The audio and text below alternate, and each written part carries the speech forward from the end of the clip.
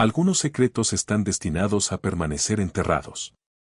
En la sala de archivos del Palacio de Justicia del Condado de Harrison existía un libro mayor encuadernado en cuero que registraba cada transacción, cada venta, cada traspaso de propiedad en la plantación Bellaribe.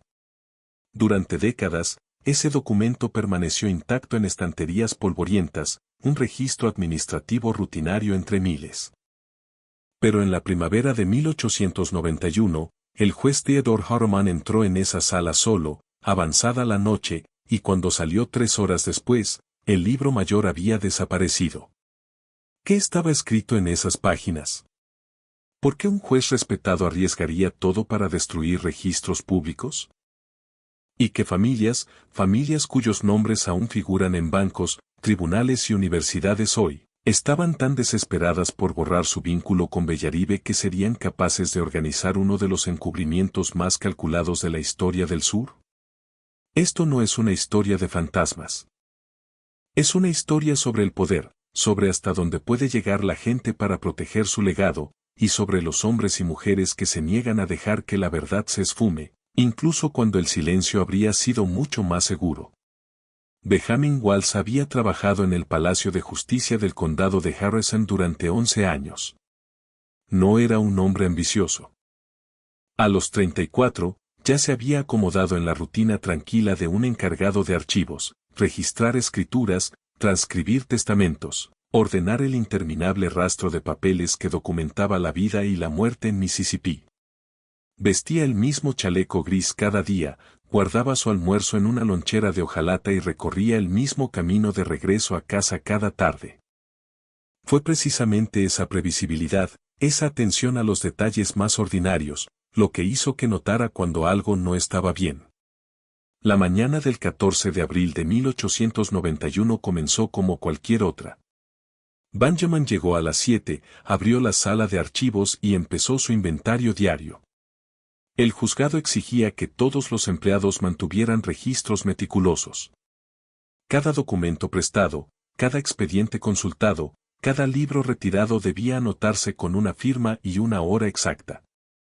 El registro nocturno estaba sobre el escritorio donde el empleado de turno lo dejaba siempre. Benjamin lo tomó, esperando encontrarlo en blanco. El juzgado cerraba a las 6. Nadie debía haber estado en la sala de archivos después del horario. Pero allí, con una caligrafía cuidadosa, aparecía una única anotación. 13 de abril de 1891, 11:47 de la noche juez de Harriman, registros de propiedad, plantación Bellaribe, 1855-1868. Devuelto, 2:33 de la mañana. Benjamin leyó la entrada 3 veces. El juez Harriman había pasado casi 3 horas revisando registros antiguos de una plantación a medianoche. No tenía sentido. Bellaribe llevaba más de 20 años abandonada. La casa principal se había incendiado en 1869 y la tierra había sido dividida y vendida en partes durante la década de 1870.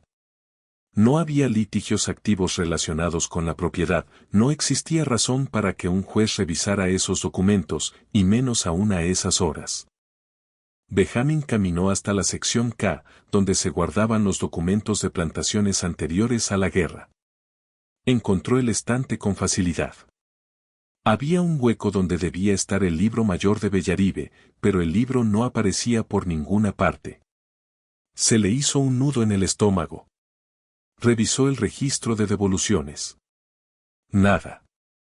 El libro no había sido devuelto oficialmente, a pesar de que el juez Harriman había anotado que lo regresó a las 2:33 de la mañana. Benjamin se quedó de pie en la sala silenciosa, con partículas de polvo flotando en los rayos de luz de la mañana, y sintió el primer susurro de que algo iba mal. En 11 años, jamás había visto al juez Harriman consultar registros personalmente. Los jueces enviaban a los empleados. Hacían solicitudes por los canales formales. Y, desde luego, no visitaban el juzgado solos a medianoche. Podía ignorarlo. Podía fingir que no se había dado cuenta. Pero Benjamin Walsh era un hombre que creía en el orden, en que cada cosa debía estar en su lugar. Un libro mayor desaparecido era desorden. Y el desorden exigía corrección. Theodore Aramman no era un hombre al que la gente cuestionara. Con 56 años, llevaba 18 en el estrado del Tribunal de Circuito. Pertenecía a una antigua familia de Mississippi, su abuelo había sido senador y su padre, un coronel condecorado en la guerra con México. El apellido Aramman aparecía en alas de hospitales y dedicatorias de bibliotecas. El propio juez vivía en una casa imponente en Magnolia Avenue, asistía a la primera iglesia presbiteriana y era conocido por sus sentencias justas, aunque firmes. También era conocido por otra cosa, su amistad con las familias más influyentes de 3 condados. Cuando Benjamin Walsh habló con su supervisor, el señor Gerald Pitts, sobre el libro mayor desaparecido, Pitts apenas levantó la vista de su escritorio. El juez Aramman está haciendo investigación para un caso próximo, dijo Pitts con desdén. ¿Qué caso?, preguntó Benjamin. Eso no es asunto tuyo. El libro mayor no fue devuelto a su lugar correspondiente. El registro muestra que sí, señor Walsh. Pitts dejó la pluma y miró a Benjamin con la expresión de alguien que le explica aritmética básica a un niño lento. El juez Aramman es un miembro respetado de este tribunal. Si necesitaba revisar documentos, estoy seguro de que tenía una buena razón. Tu trabajo es archivar papeles, no interrogar a los jueces sobre su labor. ¿Queda claro? Benjamin lo entendió perfectamente. Entendió que su supervisor tenía miedo. Esa tarde, Benjamin hizo algo que nunca había hecho. En lugar de ir directo a casa, dobló por Commerce Street y se dirigió a la biblioteca del condado de Harrison. Si no podía consultar directamente los periódicos antiguos del juzgado, estaban guardados en un archivo cerrado, quizá la colección de la biblioteca pudiera contarle algo sobre la plantación Bellaribe. La biblioteca estaba tranquila, casi vacía. La señorita Sarah Duchamp, la bibliotecaria principal, era una mujer delgada como un riel, de unos 60 años, con ojos agudos y un instinto aún más agudo. Llevaba 37 años trabajando allí y había leído más historia del condado de Harrison que nadie vivo. Bellaribe, repitió cuando Benjamin hizo su consulta. Su expresión cambió, algo cauteloso se asomó en su mirada. Es un nombre que no he oído en mucho tiempo. Estoy investigando registros de propiedad, dijo Benjamin con cuidado. Para el juzgado. La señorita Duchamp lo observó durante un largo momento. Luego asintió y desapareció entre los estantes.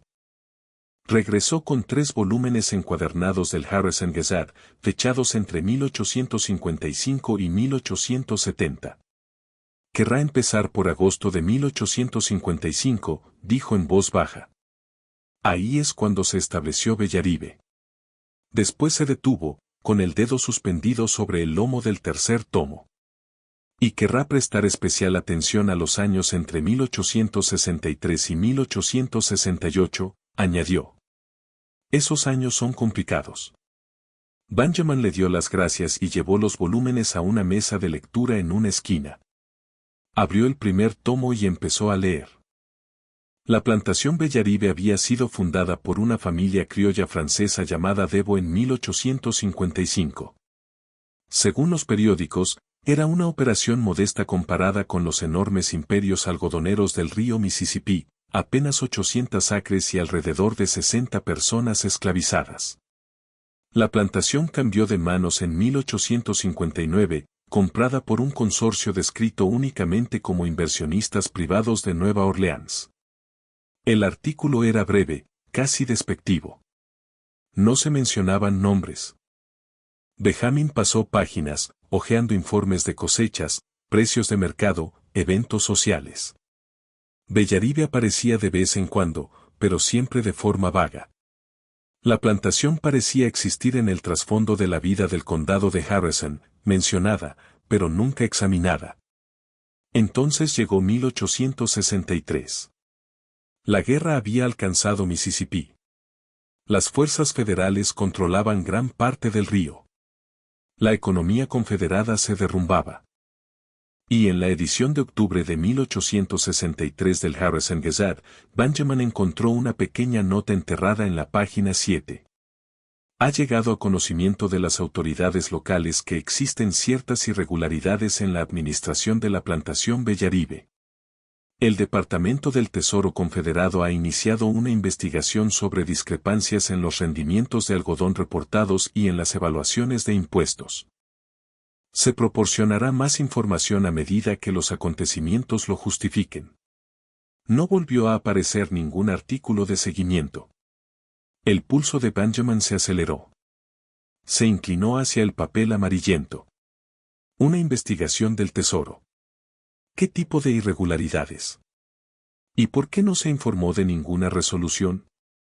Siguió leyendo.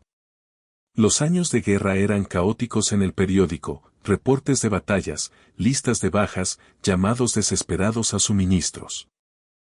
Pero Bellaribe no volvió a aparecer hasta mayo de 1865, justo después de la rendición. La propiedad de la plantación Bellaribe ha quedado bajo supervisión federal en espera de resolver disputas de titularidad. Se aconseja a los antiguos residentes presentar sus reclamaciones en la oficina del Freedmen's Bureau en Natchez. Antiguos residentes. Era el término delicado que el periódico usaba para referirse a personas que habían sido esclavizadas. Benjamin sintió que algo frío se asentaba en su pecho. Las disputas de titularidad significaban que las personas anteriormente esclavizadas en Bellaribe intentaban reclamar la tierra, probar que tenían derecho sobre la propiedad. Significaba que existía documentación, pruebas, una base legal para sus reclamaciones. Pasó páginas con desesperación, buscando más información. Ahí estaba. Junio de 1867. El Tribunal de Circuito ha fallado en contra de las reclamaciones presentadas por antiguos residentes de la plantación Bellaribe. El juez Victor Lansfield determinó que no existe documentación suficiente para respaldar las afirmaciones de transferencia de tierras. La propiedad será liquidada y vendida en subasta pública. El juez Lansfield señaló que, aunque las circunstancias de los demandantes despiertan simpatía, la ley exige pruebas claras de acuerdos de propiedad, las cuales no han sido aportadas de manera satisfactoria. Benjamin se recostó en la silla. Las piezas empezaban a encajar, pero era una imagen con elementos cruciales ausentes. Las personas anteriormente esclavizadas en Bellaribe habían intentado reclamar la tierra. Debían tener alguna base para ello, documentos, acuerdos, algo que les hiciera creer que tenían derechos legales. Pero el juez falló en su contra porque no pudieron presentar pruebas suficientes. ¿Y si las pruebas sí habían existido? ¿Y si estaban en ese libro mayor? ¿Y si familias poderosas, los inversionistas privados de Nueva Orleans que compraron Bellaribe en 1859, tenían algo que ocultar sobre su propiedad, sobre lo que ocurrió en esa plantación durante y después de la guerra? Benjamin cerró los volúmenes del periódico. Le temblaban ligeramente las manos. La señorita Duchamps apareció junto a la mesa con tanta suavidad que lo sobresaltó. ¿Encontró lo que buscaba? Preguntó. Encontré preguntas, respondió Benjamin con cuidado. La señorita Duchamps miró alrededor de la biblioteca vacía. Cuando volvió a hablar, su voz era apenas un susurro. Mi hermano trabajó en la oficina del Freedmen's Bureau en 1866. Dijo que el caso de Bellaribe fue el más extraño que jamás vio. La gente que presentó reclamaciones no pedía caridad ni reparaciones. Tenían información concreta, fechas, nombres, transacciones. Decían que les habían prometido tierras, que existían acuerdos. Tragó saliva. Pero cuando fueron a juicio, toda la documentación había desaparecido. Los registros de los propietarios, los documentos de venta, todo. Lo único que quedó fueron evaluaciones de impuestos y límites básicos de la propiedad. ¿Quién era dueño de Bellaribe? Preguntó Benjamin. ¿Quiénes eran esos inversionistas? La señorita Duchamps negó con la cabeza. Mi hermano trató de averiguarlo. Envió consultas a Nueva Orleans, a la Oficina de Tierras, al Departamento de Guerra. Nunca recibió respuestas claras. Luego hizo una pausa. Y después lo trasladaron a Alabama de manera muy repentina. Me escribió una vez tras eso, me dijo que dejara a Bellaribe en paz. Que algunas puertas era mejor mantenerlas cerradas. Benjamin sintió el peso de esa advertencia. Pero también sintió otra cosa, una necesidad ardiente de entender que estaba intentando ocultar el juez Aramman. La pensión de Benjamin estaba en una calle tranquila, bordeada de robles. Alquilaba una habitación en el segundo piso, modesta, limpia, con una cama angosta, un escritorio y una ventana que daba a la calle. Esa noche no pudo dormir. Permaneció acostado, viendo cómo las sombras se movían por el techo, pensando en libros mayores, documentos perdidos y jueces que visitaban tribunales a medianoche. Cerca de las 2 de la mañana, lo oyó. Pasos en la escalera. Pasos lentos, deliberados, subiendo al segundo piso. La pensión tenía 4 habitaciones en ese nivel. La de Benjamin estaba al final del pasillo. Los pasos pasaron frente a la primera habitación, la segunda, la tercera. Se detuvieron afuera de su puerta. El corazón de Benjamin retumbaba. Se incorporó despacio, en silencio, con los ojos fijos en la manija. En la luz tenue que entraba por la ventana, la vio empezar a girar. Se puso de pie al instante y tomó la silla de madera del escritorio. ¿Quién anda ahí?, llamó, intentando que la voz no le temblara. La manija dejó de moverse. Hubo un silencio largo, y luego una voz. Masculina. Grave. Cuidadosamente controlada. Señor Walls, le aconsejo con firmeza que se concentre en sus deberes del juzgado y en nada más. La curiosidad por registros antiguos puede traer complicaciones desafortunadas. ¿Quién es usted?, exigió Benjamin. No hubo respuesta. Los pasos se alejaron por el pasillo y bajaron la escalera. Para cuando Benjamin abrió la puerta y miró afuera, el corredor estaba vacío. No volvió a dormir esa noche. Benjamin sabía que no podía hacer esto solo. Si iba a seguir adelante, y una parte terca de él insistía en que debía hacerlo, necesitaba a alguien en quien pudiera confiar. Pensó en Lydia Matisse. Lydia era maestra en la escuela del condado de Harrison para niños de color. Benjamin la había conocido 2 años antes, cuando ella fue al juzgado a presentar una queja por condiciones inseguras en el edificio escolar. Mientras otros empleados la habían desestimado, Benjamin la ayudó a sortear la burocracia, le indicó qué formularios completar y a qué funcionarios acudir. Con el tiempo, la escuela consiguió las reparaciones. Desde entonces, habían forjado una amistad improbable. Ambos eran, a su manera, forasteros. Benjamin, el empleado callado que notaba demasiado; Lydia, la mujer negra educada que se negaba a aceptar las limitaciones que otros intentaban imponerle. Si alguien entendería por qué esto importaba, era Lydia. La encontró ese sábado por la tarde en la pequeña biblioteca de la escuela, organizando libros donados. Levantó la vista al verlo entrar, la sorpresa cruzó su rostro. Señor Walls, esto es inesperado. Señorita Matisse, disculpe la intrusión. Necesito hablar con usted de algo delicado. Su expresión se endureció. Entre. Cierre la puerta. Benjamin le contó todo: el libro mayor desaparecido, la visita nocturna del juez Aramman, los artículos del periódico sobre Bellaribe, el desconocido afuera de su puerta. Lydia escuchó sin interrumpir. Al terminar, caminó hacia la ventana y se quedó allí un largo momento, con los brazos cruzados. Mi abuela trabajó en Bellaribe, dijo por fin. Benjamin sintió que el aire se le escapaba de los pulmones. Se llamaba Ruth. Tenía 14 años cuando terminó la guerra. Ahora tiene 74, sigue viva, y sigue afilada como una hoja. Lydia se volvió hacia él. No habla de Bellaribe. Nunca ha hablado de eso, no en toda mi vida. Pero algunas veces, cuando yo era niña, la oí despertarse gritando por la noche. Y una vez le oí decir un nombre, Aramman. La habitación se volvió helada. El juez Theodore Harriman, susurró Benjamin. No lo sé, dijo Lidia. Nunca lo explicó. Pero, señor Walls, si me pregunta si ocurrió algo terrible en esa plantación, algo que gente poderosa quiere mantener oculto, sí. Lo creo por completo. ¿Su abuela hablará conmigo? Lidia negó con la cabeza. No hablará con usted.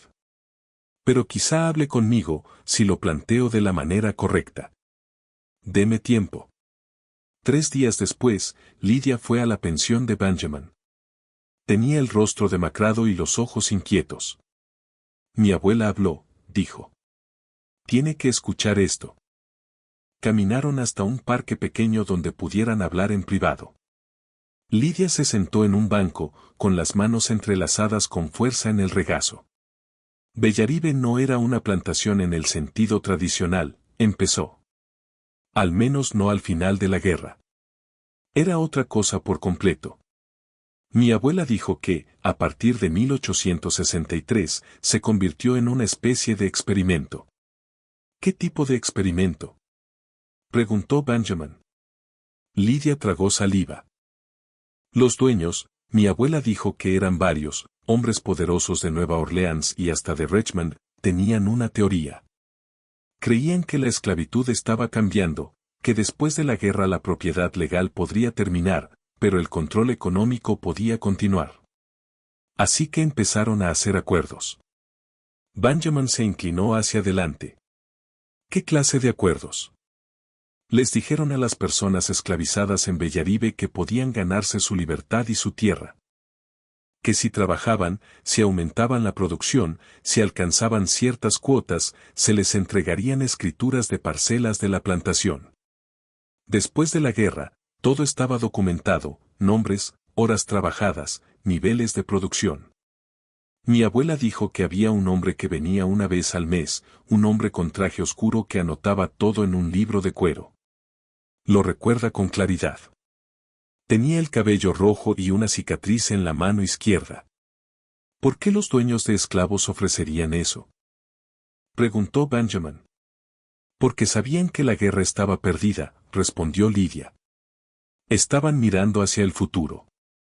Si la esclavitud terminaba, pero ellos seguían controlando la tierra, y si las personas antes esclavizadas les debían dinero por ese sistema, dinero que nunca sería suficiente para poseer del todo sus parcelas, entonces podrían mantenerlas atadas a la plantación mediante deudas en lugar de cadenas. Era capitalismo disfrazado de caridad. Benjamin se sintió enfermo. Pero la gente de Bellaribe no lo sabía. Algunos lo sospechaban. ¿Pero qué opción tenían? ¿Trabajar sin promesa de nada, o trabajar con una posibilidad de libertad y tierra? Trabajaron, dijo Lidia. Dios, mi abuela decía que trabajaron como usted no ha visto jamás. Creyeron. Su voz bajó. Mayo de 1865. Llegaron soldados de la Unión a Bellaribe. La guerra había terminado. Las personas esclavizadas presentaron sus reclamaciones. Tenían registros de su trabajo, promesas verbales de los capataces. Pero cuando los soldados pidieron ver la documentación oficial, el libro donde se registraba todo, no apareció. El hombre pelirrojo había desaparecido. El dueño principal, continuó Lidia, mi abuela dijo que se llamaba Pritchard, afirmó que esos acuerdos no existían. Dijo que estaban confundidos, desesperados, inventando historias. Pero había testigos. Los acuerdos eran de conocimiento público dentro de la plantación. Miró a Benjamin. El testimonio de personas esclavizadas contra hombres blancos, señor Walls, usted sabe cómo funcionaba eso. El caso llegó a los tribunales en 1867. La gente de Bellaribe intentó probar sus reclamaciones, pero sin el libro, sin documentación, no tenían nada que el tribunal aceptara. El juez Victor Lansfield falló en su contra. La mente de Benjamin corría. ¿Y el juez Aramman? Preguntó. Lidia sostuvo su mirada. Mi abuela dijo que Theodore Harriman era uno de los dueños. Era más joven entonces, todavía no era juez. Era un abogado que representaba al consorcio que compró Bellaribe en 1859.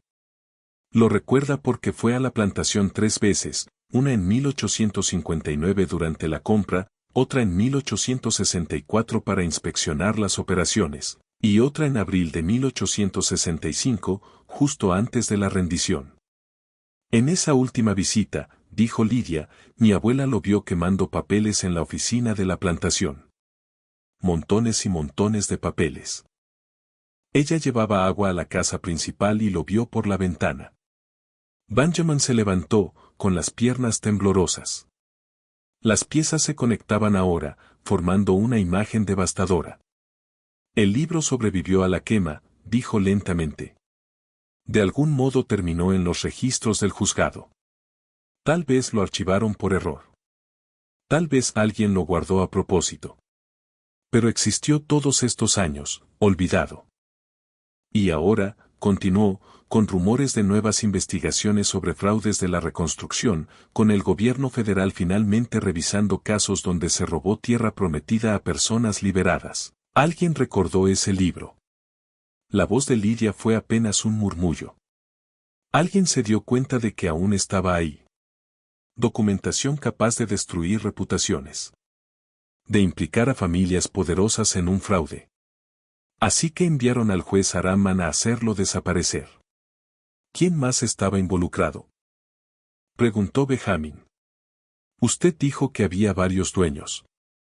Mi abuela recordó algunos nombres, dijo Lidia. Pritchard, el dueño principal. Un hombre llamado Desmond Carlyle, de Nueva Orleans. El senador James Bond. Y otros 2 cuyos nombres solo oyó mencionar, Fitch y Hargrove. Benjamin sintió que el suelo se le movía bajo los pies. El hijo del senador Vaughan era ahora el gobernador. La familia Carlyle poseía el banco más grande de 3 estados. Hargrove era el apellido del actual fiscal general del estado. No eran solo familias poderosas. Eran dinastías. Benjamin supo lo que tenía que hacer. Tenía que encontrar evidencia de que el juez Aramman había destruido el libro mayor y tenía que hallar pruebas de lo que contenía antes de que desapareciera. Pero el juzgado era ahora un lugar peligroso. Después de la visita del desconocido, Benjamin no tenía dudas de que lo estaban vigilando. Si empezaba a hacer preguntas de forma directa, lo detendrían. O algo peor. Necesitaba ser astuto. Recordó algo que la señorita Duchamps había mencionado. La investigación del Tesoro Confederado en 1863. Si el Departamento del Tesoro había investigado Bellaribe, tenía que existir algún informe en alguna parte. La mayoría de los registros confederados habían sido capturados por las fuerzas de la Unión y, con el tiempo, archivados. La pregunta era, ¿dónde? Durante su hora de almuerzo, fue a la oficina del telégrafo y envió consultas a archivos en Washington, D.C., Baton Rouge y Atlanta. Se presentó como un empleado del juzgado que realizaba una investigación para documentación histórica, lo cual era técnicamente cierto, aunque engañoso. Pasaron 3 semanas. Benjamin continuó con sus tareas habituales, cuidando de no mostrar un interés fuera de lo normal por los registros antiguos. Sentía miradas sobre él todo el tiempo, aunque no podía identificar quién lo observaba. Entonces, a inicios de mayo, recibió una respuesta de los archivos nacionales en Washington. Los registros de investigaciones del Tesoro Confederado, Distrito de Mississippi, 1863-1864, se encuentran en la serie M347, rollos 828, 83. Existe un informe fechado en noviembre de 1863 sobre la plantación Bellaribe, pero actualmente está restringido al acceso público mientras el Departamento de Guerra realiza una revisión. Para solicitar acceso, debe presentarse una petición con la autorización gubernamental correspondiente. Restringido. Por supuesto que estaba restringido. Pero ahora Benjamin sabía que el informe existía.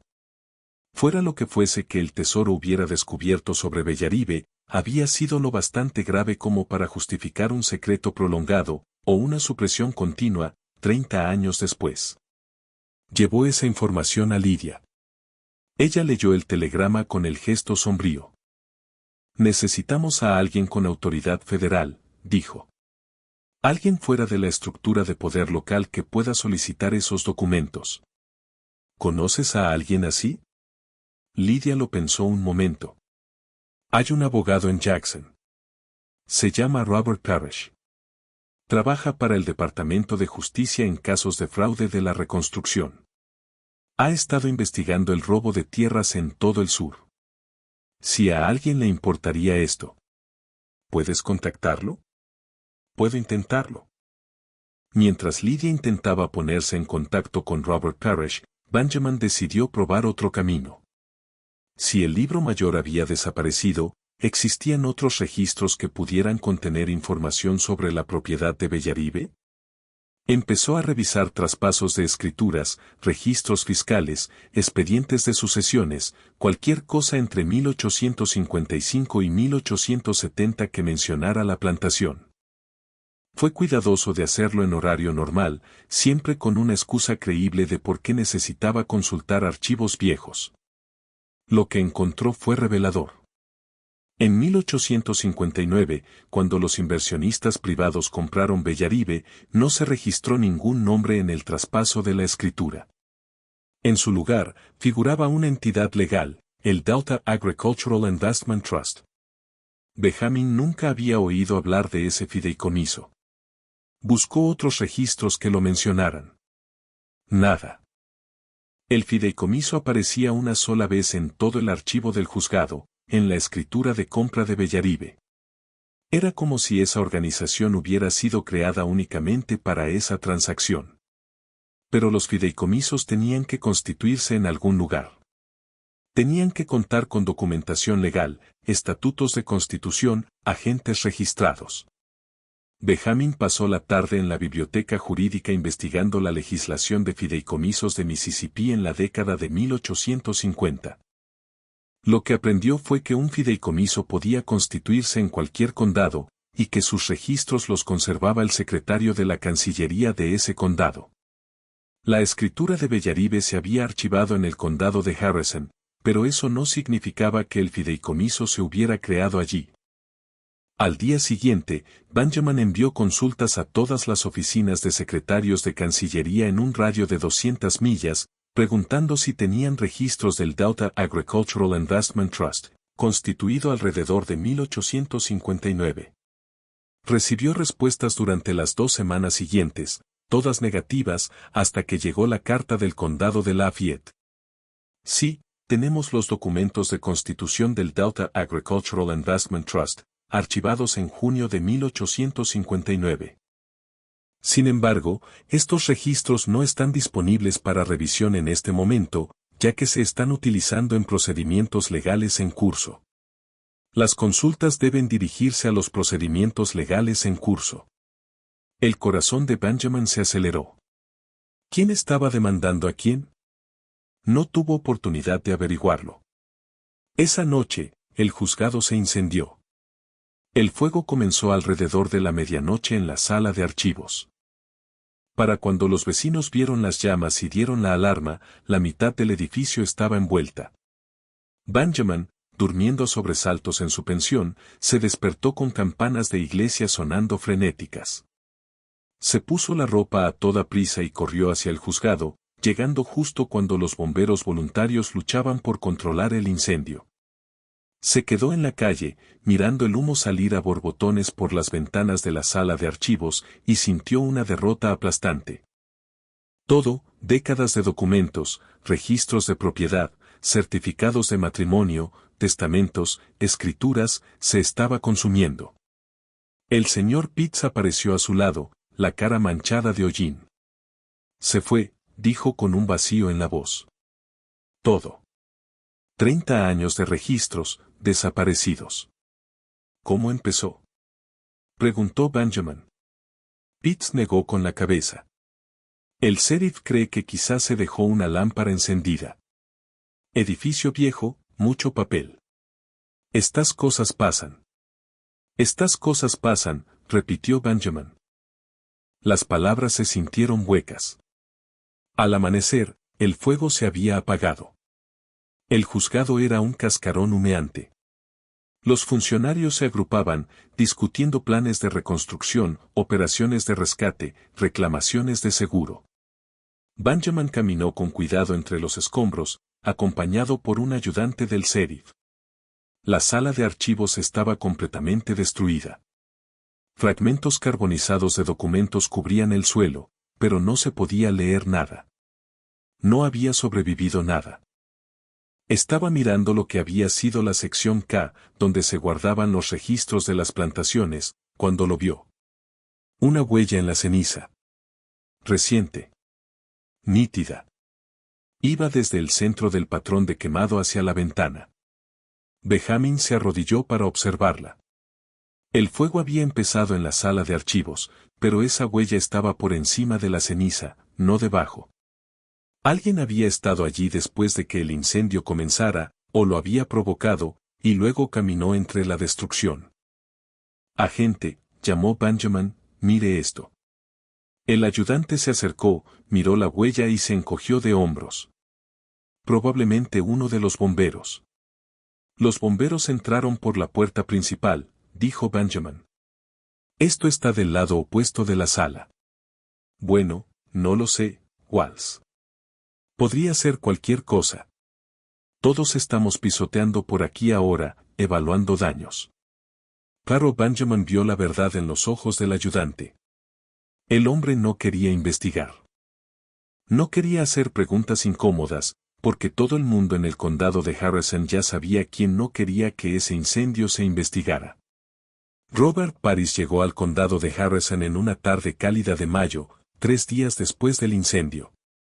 Era un hombre alto, de poco más de 40, con sienes encanecidas y un temple sereno y metódico que sugería que había visto demasiado como para sorprenderse con facilidad. Lydia había organizado una reunión en una pequeña iglesia en las afueras del pueblo. Benjamin se sentó en un banco junto a ella, observando a Parris revisar la cronología que habían preparado, desde el libro mayor desaparecido, hasta el testimonio de Ruth, hasta el incendio. Cuando terminó de leer, Parris dejó los papeles y los miró a ambos durante un largo momento. Como caso circunstancial, es sólido, dijo. Pero entienden que necesitamos pruebas. Documentación real. El testimonio de Ruth por sí solo no bastará. Era una niña durante los hechos, y los abogados defensores podrían desacreditar su relato con facilidad. El libro mayor desapareció. Los registros del juzgado fueron destruidos. El informe del tesoro está restringido. Lo que tienen es una historia poderosa, pero las historias no se sostienen en un tribunal federal. Entonces, ¿qué hacemos?, preguntó Lydia. Tenemos que encontrar a las personas detrás del fideicomiso, respondió Parris. Si podemos demostrar que funcionarios actuales, en particular el juez Aramman, fueron socios en un plan fraudulento para despojar de tierras a personas liberadas, podremos presentar cargos. Pero necesitamos registros, registros financieros, correspondencia, testimonio de testigos que trabajaron en Bellaribe y puedan identificar a los dueños. Mi abuela puede identificar al juez Aramman, dijo Lydia. Y también otros que trabajaron allí. Eso prueba que estuvo en la plantación, replicó Parris, pero no su vínculo legal con la propiedad. Necesitamos documentos que lo conecten con el Delta Agricultural Investment Trust. Necesitamos demostrar que ese fideicomiso se creó específicamente para facilitar el fraude. Benjamin intervino. El condado de Lafayette tiene los documentos de constitución del fideicomiso. Dijeron que se estaban usando en procedimientos legales en curso. ¿Usted tiene autoridad para acceder a ellos? Parris asintió lentamente. Puedo requisarlos como parte de una investigación federal. Pero en cuanto lo haga, todos sabrán que estamos armando un caso. Los implicados, si son tan poderosos como ustedes dicen, cerrarán filas. Destruirán cualquier evidencia que quede. Amenazarán a los testigos. Usarán todos los métodos legales y extralegales para frenar esta investigación. Entonces tenemos que movernos rápido, dijo Benjamin. Tenemos que movernos con cuidado, corrigió Paris. Pero sí, rápido. Se puso de pie. Mañana iré al condado de Lafayette. Mientras tanto, ustedes dos deben ser muy cautelosos. No hablen de esto con nadie. No hagan nada fuera de lo habitual. Si los están vigilando, y sospecho que sí, no les dé ningún motivo para escalar. La abuela de Lydia, Ruth, aceptó hablar con Robert Parrish, pero con una sola condición. La conversación debía ocurrir en su casa, con Lydia presente, y Paris no podía tomar notas durante la reunión. Lo que voy a decirle es la verdad, dijo Ruth cuando Paris llegó a su pequeña casa a las afueras del pueblo. Pero la verdad es peligrosa. No permitiré que mis palabras queden por escrito en un lugar donde puedan usarlas para dañar a mi familia. Lo entiendo, respondió Paris. Ruth Matisse era una mujer pequeña, con el rostro profundamente surcado y una mirada aguda, evaluadora. Se sentó en una mecedora junto a la ventana, con las manos plegadas en el regazo, y habló con una voz serena y medida que cargaba el peso de décadas de supervivencia cuidadosa. Nací en Bellaribe en 1851, empezó. Mi madre se llamaba Alice. Mi padre, no lo sé. Eso no era raro. Trabajábamos en los campos, el trabajo de siempre, hasta 1863. Ahí fue cuando todo cambió. Esa primavera llegó un hombre blanco a la plantación. Nos reunió a todos, unos 60, en el patio y dio un discurso. Dijo que la guerra estaba cambiando las cosas. Dijo, la gente inteligente entendía que el futuro no se parecería al pasado. Nos ofreció un trato. Trabajen duro, dijo. Cumplan cuotas. Produzcan más algodón que el año anterior. Hagan esto y, cuando termine la guerra, se les dará tierra, 5 acres por familia. Dijo que sería legal. Documentado. Correcto. Dijo que seríamos propietarios de tierra. Sabíamos que podía estar mintiendo. Pero también sabíamos que no teníamos otra opción. Así que trabajamos. Dios, trabajamos. Desde antes del amanecer hasta después de oscurecer. Cumplimos las cuotas. Las superamos. Cada mes venía un hombre a registrar nuestra producción. Tenía el pelo rojo, la piel pálida, una cicatriz en la mano izquierda. Aquí Ruth tocó el dorso de su mano izquierda. Escribía todo en un libro de cuero. Nombres. Horas. Rendimientos. Era muy preciso. Recuerdo a 4 hombres que venían a inspeccionar en esos años. Uno se llamaba Pritchard. Él era el dueño oficial. Otro se llamaba Carlyle. Venía de Nueva Orleans. Otro era mayor, de cabello plateado, hablaba como un político. Y el cuarto era joven, quizá de unos 30, un abogado. Ese era Aram Mann. ¿Está segura de que era Theodore Harmon? Preguntó Paris con suavidad. Entonces no sabía su nombre de pila, dijo Ruth. Pero cuando se volvió juez, años después, vi su foto en el periódico. Era él. La misma cara.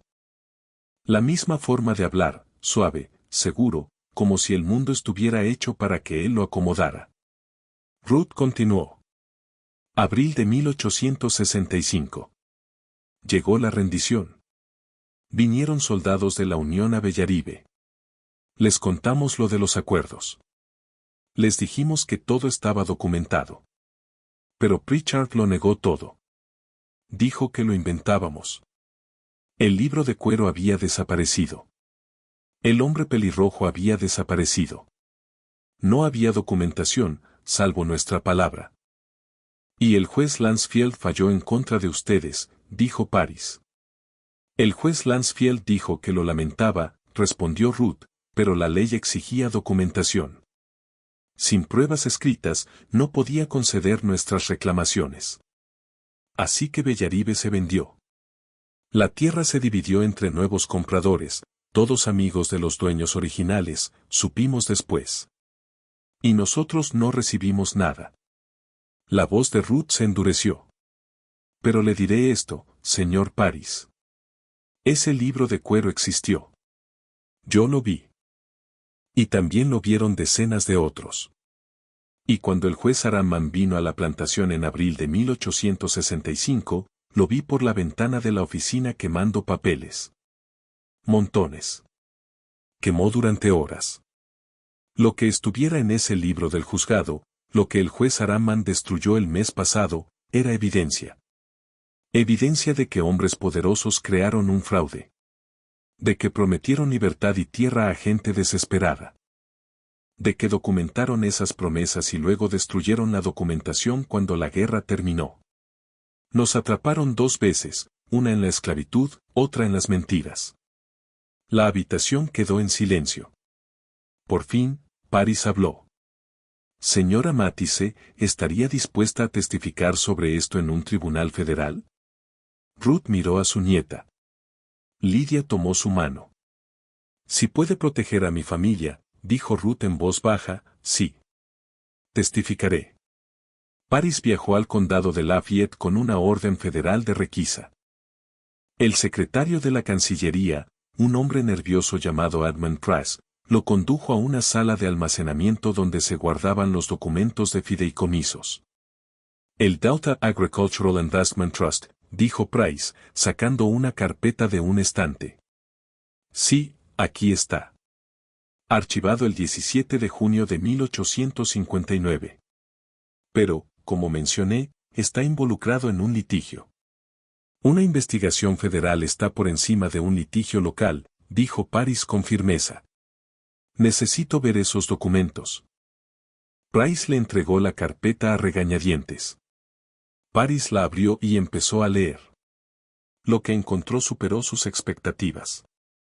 El fideicomiso había sido establecido por 5 hombres, cada uno aportando el mismo capital. Josiah Pritchard, propietario principal de tierras. Desmond Carlyle, financista de Nueva Orleans. James Vaughan, senador estatal de Mississippi. Arnold Fitch, comerciante de algodón. Theodore Aramman, abogado. Ahí estaba. El nombre del juez Aramman, en tinta negra, en documentos legales que establecían la propiedad de la plantación Bellaribe. Pero los documentos revelaban algo más, algo que Paris consideró todavía más condenatorio.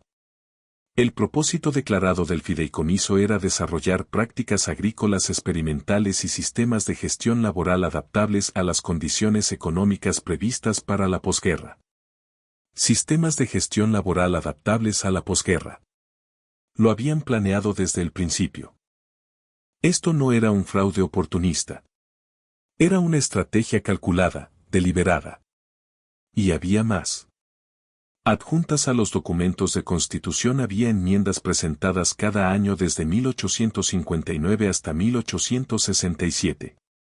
Esas enmiendas detallaban distribuciones de ganancias, mejoras de capital y, lo más crucial, programas de incentivos laborales implementados en 1863. Los programas de incentivos laborales. Las promesas falsas.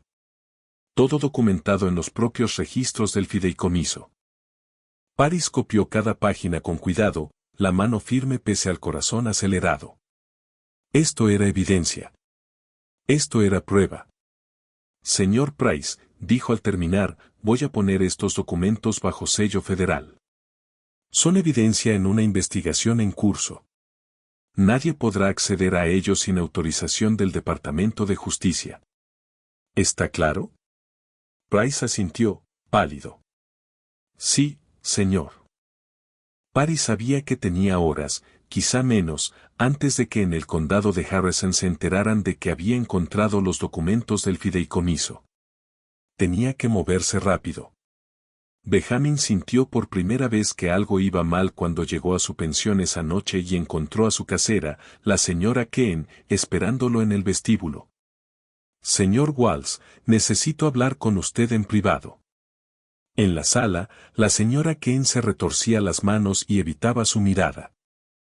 Me han dicho que algunas personas importantes han expresado preocupación por su comportamiento. Dicen que se está metiendo en asuntos que no le corresponden, haciendo acusaciones.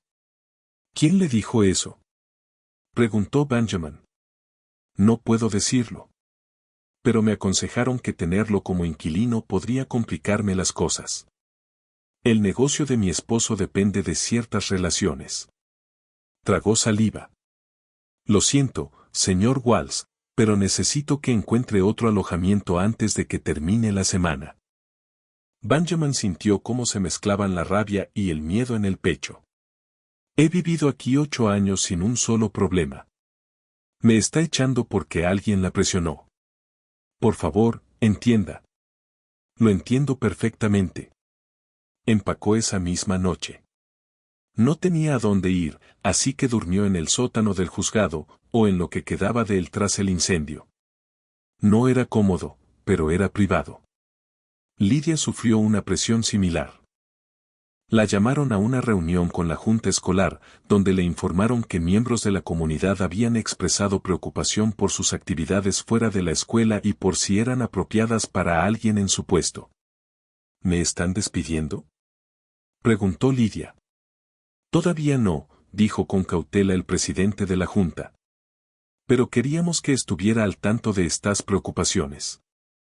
La enseñanza es una posición de confianza, señorita Matisse. Esperamos que considere el ejemplo que está dando a sus estudiantes. La amenaza era clara, de un paso atrás o pierda su sustento. Esa noche, Lydia se reunió con Benjamin en el sótano chamuscado del juzgado. A la luz tenue de una sola linterna, se sentaron entre las ruinas y tomaron una decisión. Intentan asustarnos para que nos callemos, dijo Lydia. Eso significa que estamos cerca de algo que no pueden permitirse que salga a la luz. Paris tiene los documentos del fideicomiso, dijo Benjamin. Eso demuestra que el juez hará manera dueño. Combinado con el testimonio de Ruth, demuestra que era propietario de la plantación. ¿Pero demuestra que destruyó el libro mayor?, preguntó Lydia. ¿Demuestra el fraude? Benjamin negó despacio. No de forma directa. Necesitamos más. Necesitamos que alguien que haya sido parte de la conspiración se quiebre, confiese, aporte testimonio sobre lo que realmente pasó. ¿Quién haría eso?, preguntó Lydia. Todos los implicados tienen demasiado que perder. No todos, dijo Benjamin. ¿Y el hombre pelirrojo? El que llevaba el libro. Ruth dijo que desapareció en 1865, pero eso no significa que esté muerto. Si pudiéramos encontrarlo. Los ojos de Lydia se abrieron. Él habría guardado registros. Si era tan meticuloso con el libro, quizá conservó copias, notas, algo. ¿Cómo lo encontramos?, preguntó. Ni siquiera sabemos su nombre. Ruth lo veía cada mes durante 2 años. Podría recordar algo, un detalle, un acento, cualquier cosa que ayude a identificarlo. Ruth recordaba más de lo que había dicho al principio. Cuando Lydia y Paris regresaron para hacer preguntas específicas sobre el hombre pelirrojo, Ruth cerró los ojos y buscó en décadas de memoria. Se llamaba Collins, dijo al fin. Una vez oí a Pritchard llamarlo así. Collins, ¿ya terminaste las entradas? Algo parecido. ¿Nombre de pila?, preguntó Paris. Nunca lo escuché, dijo Ruth. Pero tenía acento. No era del sur. Tal vez del norte. Hablaba con un tono seco, recortado. ¿Algo más? Ruth abrió los ojos. Tenía miedo. Se le veía en la manera de trabajar. Guardaba esos libros como si fueran cosas valiosas, pero también peligrosas. Como un hombre cargando dinamita. Y la última vez que lo vi, en abril de 1865, parecía aterrado. Se fue en medio de la noche. Alguien dijo que tomó un caballo sin permiso. Y desapareció. Paris tomó notas. Collins. Acento del norte. Desapareció en abril de 1865. Eso no sirve para empezar. Durante la semana siguiente, Paris usó los recursos del Departamento de Justicia para buscar a cualquier hombre llamado Collins que pudiera haber trabajado como empleado de plantación o contable en Mississippi entre 1863 y 1865. Contactó archivos, revisó registros militares confederados, consultó censos. Por fin, a inicios de junio, encontró una pista. Un hombre llamado Raymond Collins había trabajado para el Tesoro Confederado como inspector agrícola entre 1862 y 1864. Su tarea era auditar plantaciones para verificar el cumplimiento fiscal. En marzo de 1865, su empleo había terminado de forma abrupta, renunció, sin explicación. Los registros del censo mostraban que Raymond Collins se había mudado a Tennessee tras la guerra. Paris lo siguió a través de registros de propiedad y padrones de votantes. La pista se enfriaba en 1876. No. Espera. Había un certificado de defunción. Raymond Collins había muerto en Nashville en 1889, a los 53 años. A Paris se le hundió el corazón. Muerto.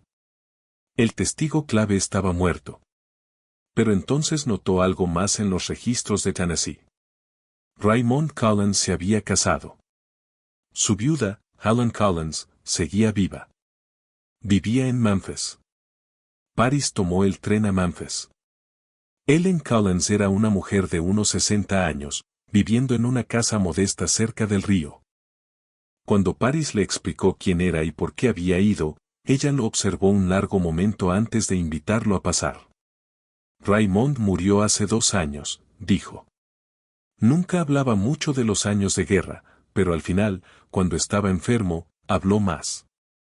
Dijo que cargaba secretos que le pesaban. ¿Mencionó alguna vez la plantación Bellaribe? El rostro de él empalideció. ¿Cómo sabe usted eso? Estoy investigando un fraude que ocurrió allí, dijo Paris.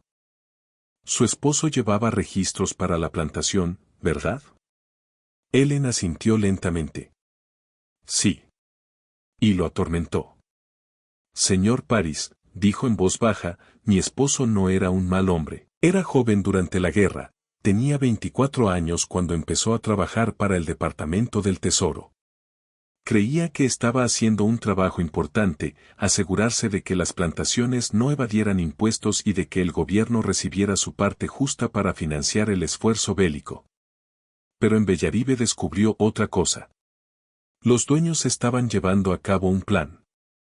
Prometían a las personas esclavizadas tierra y libertad a cambio de aumentar la producción, dejaban esas promesas por escrito, pero nunca tuvieron intención de cumplirlas. Raymond documentó todo en sus informes oficiales. Los envió al Departamento del Tesoro en Richmond. ¿Qué pasó con esos informes? Nada. El Departamento del Tesoro los ignoró. Más tarde, Raymond entendió por qué el senador Vaughan tenía conexiones en Richmond. Los informes fueron enterrados. Caro Raymond guardó copias. Guardó copias meticulosas de absolutamente todo. Paris se inclinó hacia adelante. ¿Esa documentación todavía existe? Helen se levantó y caminó hasta un armario. Sacó una caja de madera, vieja y cerrada con llave. La abrió con una pequeña llave que llevaba colgada al cuello. Dentro había libros de contabilidad. 3, encuadernados en cuero, llenos de una caligrafía cuidadosa. Raymond los conservó toda su vida, dijo Helen en voz baja. Decía que algún día podrían importar. Decía que algún día a alguien le interesaría la verdad. Paris abrió el primer libro.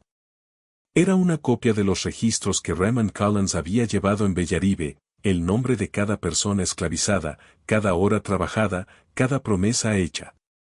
El segundo libro contenía copias de cartas entre los dueños del fideicomiso, donde hablaban del programa de incentivos laborales y de cómo maximizar la producción mientras reducían al mínimo las transferencias reales de tierra.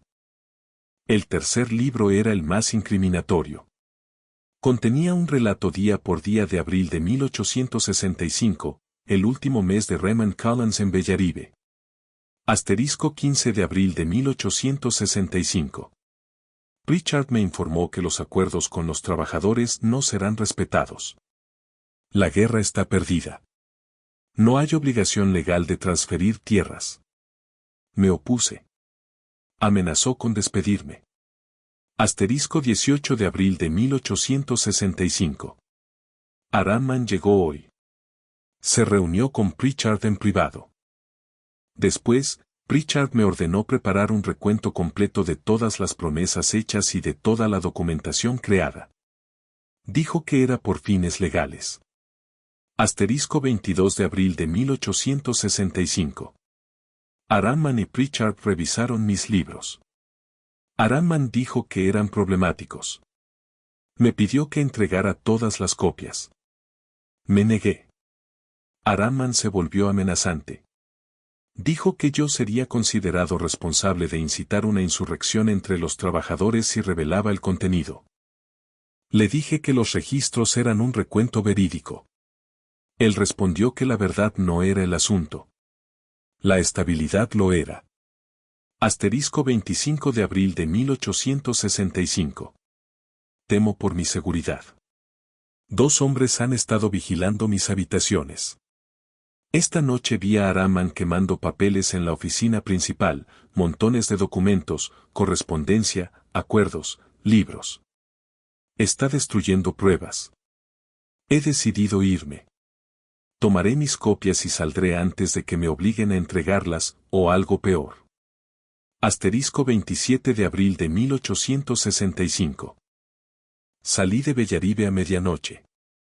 Tomé un caballo y cabalgué hasta Vicksburg. Renunciaré a mi puesto en el tesoro. No puedo ser parte de este fraude. Conservaremos estos registros con la esperanza de que algún día la justicia sea posible. Paris se recostó, con las manos temblándole apenas. Esto era. Era todo. Señora Collins, dijo, ¿estaría dispuesta a permitir que estos libros se usen como evidencia en una investigación federal? Ellen miró los libros y luego miró a Paris. Raymond quería que se supiera la verdad, pero también quería que yo estuviera a salvo. Si se los entrego, ¿qué pasa conmigo? Estará protegida, dijo Paris. Puedo gestionar protección federal, incluso reubicación si hace falta. Pero no puedo mentirle, esto será peligroso. La gente implicada es poderosa. Ellen respiró hondo. Mi esposo cargó con esto durante 24 años. Murió sin ver que se hiciera justicia. Si estos registros por fin pueden lograr lo que él no pudo, entonces sí. Úselos.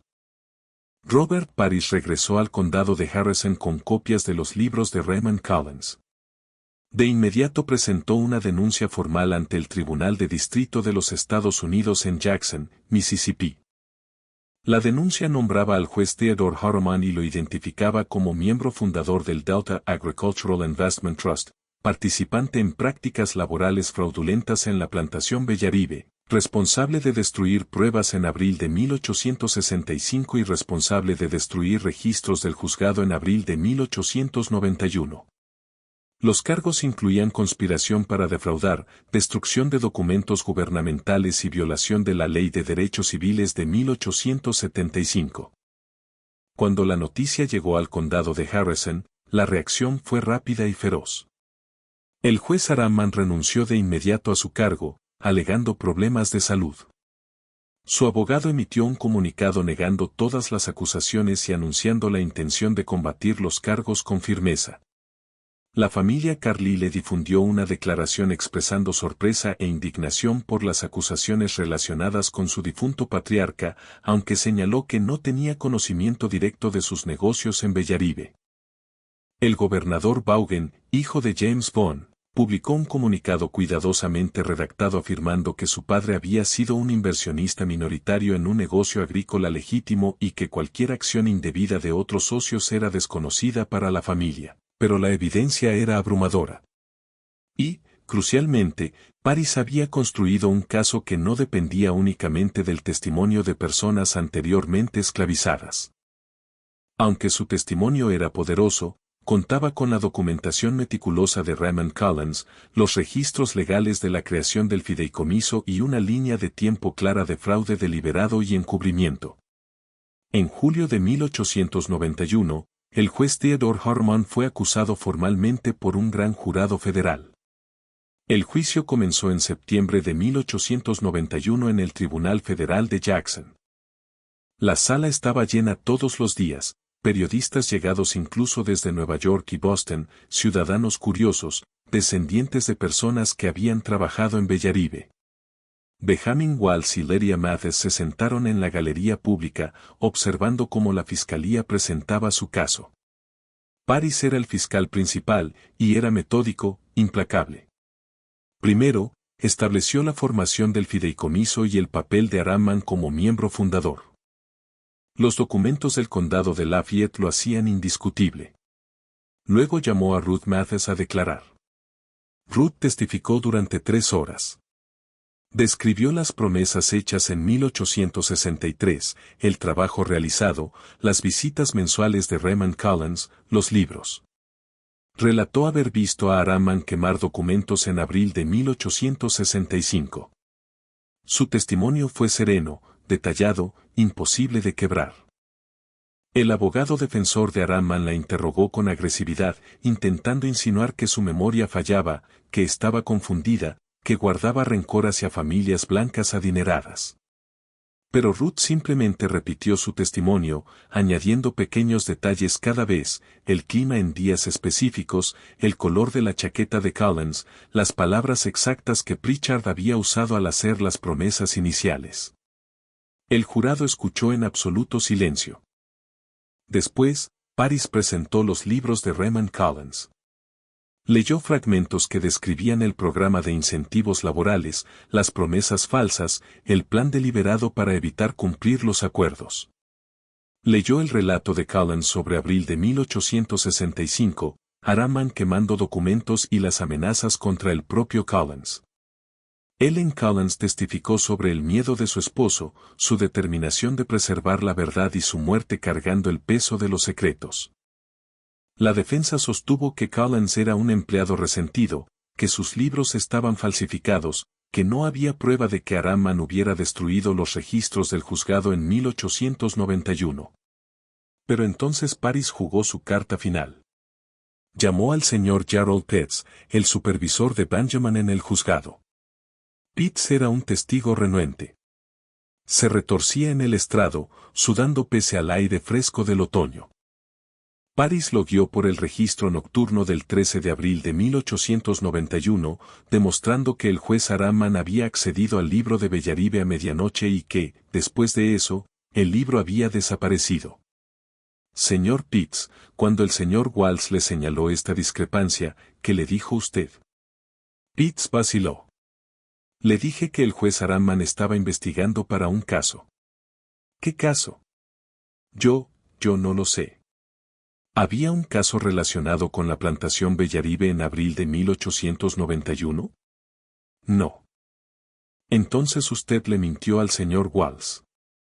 Estaba protegiendo la privacidad del juez Aramman. Usted estaba encubriendo la destrucción de pruebas. ¿Quién le dijo que desalentara las preguntas del señor Walsh? Pitts miró al juez, al jurado, a la sala abarrotada. Su voz bajó hasta convertirse en un susurro. El juez Aramman vino a verme el 14 de abril. Dijo que el asunto de Bellaribe era delicado, que involucraba acusaciones antiguas ya resueltas hacía años, y que sería mejor que no se hablara del libro desaparecido. Dijo que mi cooperación sería recordada cuando se estuvieran asignando puestos del condado. Lo sobornó. Sugirió que habría beneficios por ser discreto. La sala estalló. El juez pidió orden. La defensa intentó salvar la situación, pero el daño ya estaba hecho. El jurado había escuchado a un funcionario del juzgado admitir que suprimió evidencia por instrucciones de Aramman. El último testimonio vino de un testigo sorpresa, Arnold Fitch. Fitch tenía 73 años, uno de los miembros originales del fideicomiso. Se estaba muriendo, se notaba en su rostro demacrado, en su respiración trabajosa. Paris lo había encontrado en Nueva Orleans y lo había convencido de que ya no tenía nada que perder diciendo la verdad. Fitch declaró que todo el plan de Bellaribe había sido idea de Aramman. Aramman, el joven abogado, había argumentado que la esclavitud estaba terminando y que los hombres inteligentes se adaptarían. El fideicomiso, las promesas falsas, la documentación que nunca se pensó cumplir, todo. Todo fue diseño de Aramman, dijo Fitch con voz áspera. Dijo que seríamos millonarios. Dijo que los trabajadores se matarían de cansancio por la promesa de tierra y que, cuando terminara la guerra, tendríamos mayor producción y ninguna obligación de transferir propiedad. Dijo que era el futuro de la agricultura sureña. Y cuando terminó la guerra, Aramman lo quemó todo, hizo que Collins huyera, compró al juez Lansfield para que fallara contra las reclamaciones. Fue minucioso. Pensó en todo. La voz de Fitch se quebró. Excepto que Collins guardó copias. Y excepto que todos nosotros sabíamos la verdad. Vivimos con eso durante 26 años y nos ha ido matando lentamente. No legalmente, sino aquí dentro. Fitch se golpeó el pecho. Esa culpa nunca se va. El juicio duró 3 semanas. El jurado deliberó durante 6 horas. Declararon a Theodore Harriman culpable de todos los cargos. El juez Theodore Harriman fue condenado a 15 años de prisión federal. Para algunos, la sentencia fue dura, para otros, indulgente. Aramman tenía 57 años. 15 años significaban que probablemente moriría en prisión. En la sentencia, el juez, un nombrado federal de Ohio cuidadosamente seleccionado para asegurar imparcialidad, se dirigió directamente a Aramman. A usted se le confió la ley. Fue educado, privilegiado, recibió todas las ventajas. Y usó su inteligencia no para buscar justicia, sino para perpetrar uno de los fraudes más calculados que he visto. Explotó a personas desesperadas, hizo promesas falsas a quienes no tenían poder para exigir rendición de cuentas, y luego pasó décadas asegurándose de que la verdad permaneciera oculta. Este tribunal no puede deshacer el daño que usted causó. No podemos devolver la tierra que debió entregarse al pueblo de Bellaribe. No podemos compensarlos por 26 años de injusticia. Pero sí podemos dejar claro que tales actos no serán tolerados, que destruir pruebas y usar el poder para suprimir la verdad tiene consecuencias. Aramman permaneció en silencio, con el rostro inexpresivo. Fue trasladado a una prisión federal en Indiana. Cumpliría 9 años antes de morir de neumonía en 1900. Los otros miembros del fideicomiso enfrentaron consecuencias diversas. El patrimonio de Desmond Carlyle fue demandado por descendientes de trabajadores de Bellaribe, lo que resultó en un acuerdo. El gobernador Vaughan no fue acusado penalmente, su padre había muerto en 1878 y no había pruebas suficientes de la participación personal del gobernador. Pero el escándalo dañó gravemente su carrera política. Arnold Fitch murió 3 semanas después de que el juicio terminara. En los meses posteriores al juicio, Benjamin Walsh se encontró, inesperadamente, convertido en una figura celebrada. Los periódicos lo llamaban el empleado que no soltó el tema, el hombre que expuso los crímenes de un juez. Recibió ofertas de trabajo de juzgados de todo el país. Las rechazó todas. En su lugar, se quedó en el condado de Harrison y ayudó a reconstruir el sistema de registros del juzgado. Implementó nuevos protocolos de seguridad documental, de registro de accesos, de preservación. Fue nombrado subdirector de archivos y luego director. Nunca olvidó que su persistencia casi le cuesta todo. Pero tampoco olvidó que esa persistencia había importado. Lydia Matisse siguió enseñando. Las preocupaciones de la junta escolar se disiparon una vez que terminó el juicio y cambió la opinión pública. En 1897 se convirtió en directora de la Escuela del Condado de Harrison para niños de color y ocupó el cargo durante 23 años. Ella y Benjamin siguieron siendo amigos toda la vida. Se reunían cada mes para tomar café, hablando de libros, política y del avance lento y frustrante hacia la justicia. Ruth Matisse vivió para ver el final del juicio. Murió en 1893, a los 78 años. En su funeral, Lydia leyó en voz alta del libro de Raymond Collins las entradas donde aparecía el nombre de Ruth, su trabajo y sus 5 acres prometidos. Nunca recibió su tierra, dijo Lydia, pero sí vio su verdad contada. Y a veces, cuando la justicia tarda, la verdad tiene que bastar para empezar. El caso Bellaribe estableció un precedente legal. Los tribunales federales comenzaron a revisar otros casos de fraude de tierras de la reconstrucción con renovado escrutinio. Aunque muchas reclamaciones eran demasiado antiguas para procesarse, algunas terminaron en acuerdos civiles. No fue justicia plena. Pero fue reconocimiento. Fue admitir que se cometieron crímenes, que se engañó a personas y que el registro histórico necesitaba corrección. Robert Paris continuó su trabajo en el Departamento de Justicia. Investigó docenas de casos similares en todo el sur. Pocos terminaron en condenas penales. El caso Bellaribe fue excepcional por su documentación, pero su labor ayudó a impulsar al Congreso a establecer programas de compensación para víctimas con fraude de tierras probado. En cuanto a la pregunta que lo inició todo, ¿por qué el juez Aramman eligió abril de 1891 para destruir el libro?, la respuesta surgió durante el juicio. El Congreso estaba considerando una nueva ronda de investigaciones sobre reclamaciones de la reconstrucción. Un comité planeaba revisar casos antiguos en los que se había negado tierra prometida a personas liberadas.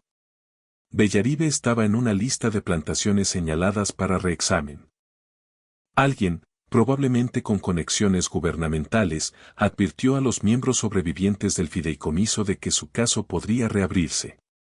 Aramman, el único con acceso a la última documentación que quedaba, actuó. Casi se sale con la suya. Se habría salido con la suya de no ser por un empleado que notó una discrepancia en un libro de registros, de no ser por una bibliotecaria que recordó una historia antigua, de no ser por una abuela dispuesta a hablar por fin, de no ser por una viuda que guardó los registros cuidadosos de su esposo durante 24 años. En 1895, Benjamin Walsh estaba catalogando los registros recién reconstruidos del juzgado cuando encontró algo interesante. Dentro de un expediente de propiedad había un fragmento de documento, una esquina de página parcialmente quemada que, de algún modo, había sobrevivido al incendio del juzgado. El fragmento contenía solo unas pocas palabras. Transferencia de parcelas de tierra a los siguientes individuos nombrados, una vez cumplidas las obligaciones laborales según lo documentado aquí. Ruth Matisse, 5 acres, sección 14. Era un pedazo del acuerdo original de Bellaribe. Prueba de que las promesas habían sido reales, que habían estado documentadas, que habían existido. Benjamin sostuvo el fragmento con cuidado. Podría haberlo hecho público, usarlo para reforzar el registro histórico. En vez de eso, lo colocó en un sobre, escribió *Evidence of Truth en el exterior y se lo entregó a Lydia. Lydia se lo mostró a su abuela, Ruth, que sostuvo el papel frágil entre sus manos curtidas y lloró. No estábamos locas, susurró Ruth. No lo inventamos. Era real. Ese fragmento hoy está preservado en los archivos del Departamento de Historia de Mississippi. Historiadores que lo han examinado confirman su autenticidad. Sigue siendo una de las pocas piezas físicas de evidencia del programa de acuerdos laborales de Bellaribe. Pero quedan preguntas que nunca tendrán respuesta completa. ¿Cuántas otras plantaciones llevaron a cabo planes similares? ¿Cuántos otros programas de incentivos laborales existieron en los últimos años de la guerra, prometiendo libertad y tierra a gente desesperada para luego destruir la documentación cuando esas promesas se volvieron inconvenientes? ¿Cuántos otros libros fueron destruidos? ¿Cuántos otros empleados huyeron en la noche cargando secretos? ¿Cuántos otros jueces y funcionarios pasaron décadas protegiendo a familias poderosas y sus legados oscuros? El caso Bellaribe fue uno de los pocos en los que la verdad salió a la luz. Pero salió a la luz solo por coincidencias improbables, por personas persistentes y por una viuda que mantuvo los libros de su esposo en una caja cerrada con llave durante 24 años. ¿Cuántas verdades no salieron?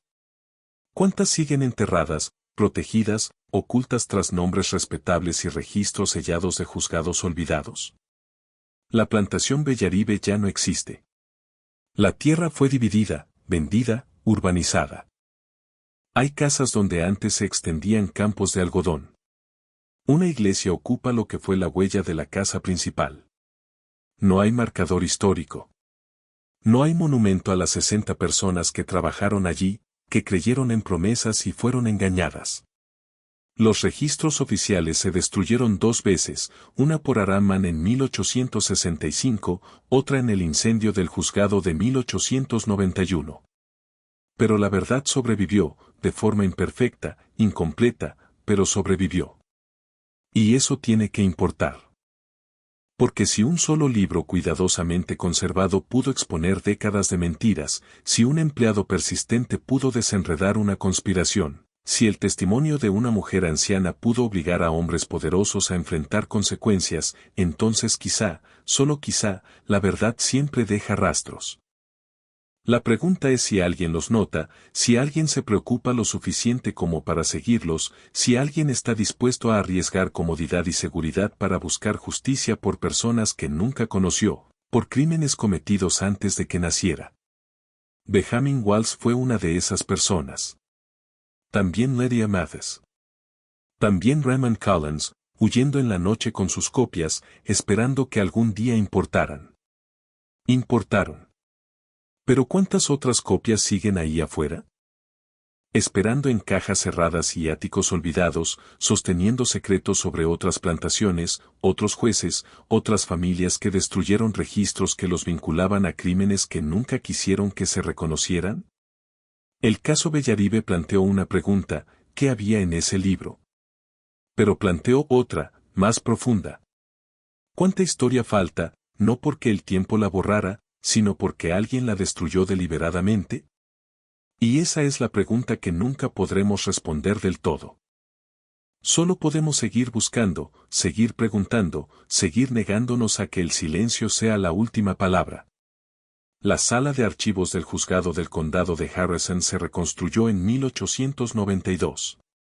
Benjamin Walls la diseñó con puertas reforzadas, gabinetes ignífugos y un sistema de registro tan meticuloso que ningún documento pudiera desaparecer sin dejar rastro. Pero en juzgados de todo el sur, en sótanos, áticos y depósitos, innumerables registros siguen guardados en archivadores comunes, vulnerables al fuego, al robo y a la destrucción deliberada. La historia es frágil. La verdad es frágil. Ambas requieren vigilancia. El juez Theodore Harriman pasó sus últimos años en prisión, manteniendo su inocencia. Escribió cartas a los periódicos alegando que lo habían acusado falsamente, que el juicio había sido teatro político, que la evidencia había sido fabricada. Algunos le creyeron. Algunos todavía le creen. Así funciona el poder. Incluso derrotado, incluso demostrado culpable, insiste en su inocencia. Reescribe el relato. Hace que la duda parezca razonable. Pero la evidencia permanece. Los libros de Raymond Collins están archivados. El testimonio de Ruth Mathis forma parte del expediente judicial. El fragmento del acuerdo original existe. La verdad sobrevivió. Esta vez. Los hechos descritos en este relato se basan en registros del juicio, documentos archivados y testimonios preservados en el caso del Tribunal de Distrito de los Estados Unidos, United States v. Theodore Harriman, 1891. La plantación Bellaribe existió. El fraude de incentivos laborales ocurrió.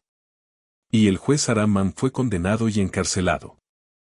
Pero la historia plantea preguntas que van mucho más allá de una plantación, un juez, un libro destruido. ¿Cuántos casos parecidos nunca llegan a juicio? ¿Cuántos otros documentos fueron destruidos con éxito? ¿Cuántas familias poderosas aún cargan secretos sobre sus orígenes, sobre la fuente de su riqueza, sobre las personas explotadas para construir sus legados? Esas preguntas no tienen respuestas definitivas. Solo podemos seguir haciéndolas. Y podemos honrar la memoria de personas como Benjamin Walsh, Lydia Mathis, Ruth y Raymond Collins, gente común que eligió un coraje extraordinario en busca de la verdad. Los registros que preservaron, el testimonio que dieron, los riesgos que asumieron. Son escudos frágiles contra el olvido deliberado. Pero a veces los escudos frágiles bastan. A veces la verdad sobrevive. Y cuando lo hace, exige nuestra atención. Gracias por mirar.